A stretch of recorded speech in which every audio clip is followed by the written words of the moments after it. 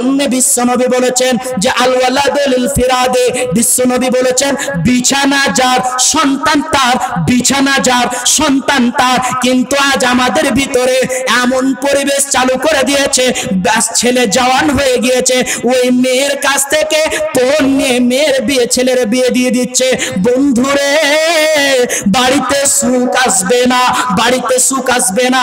আজকে আমরা মেয়ে নিয়ে আসি না, টাকা নিয়ে আসছি, এজন্য ভালো মহিলা আমাদের বাড়িতে আসে না, টাকা নিয়ে আসছি। আর এজন্য কিছুদিন পর শ্বশুর শাশুড়ি লাঞ্ছিত হচ্ছে, আর মেয়ের বাবা জামাইয়ের কাছে সেরা হয়ে যাচ্ছে। জি, মেয়ে আপনার কথা শুনবে কি করে?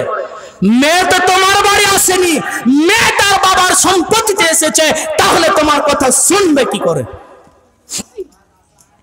আজ তুমি মেয়ের দোষ দিচ্ছ, তোমাকে লজ্জা করা উচিত। তুমি পুরুষ, তোমার বিছানা নাই, তুমি মাটিতে শুয়ে সন্তান নাও, তাতেও কোনো অসুবিধা নয়।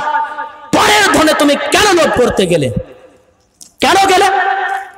আর বিশ্বনবী এ কথাই বলছেন যে বিছানা যার সন্তান তার।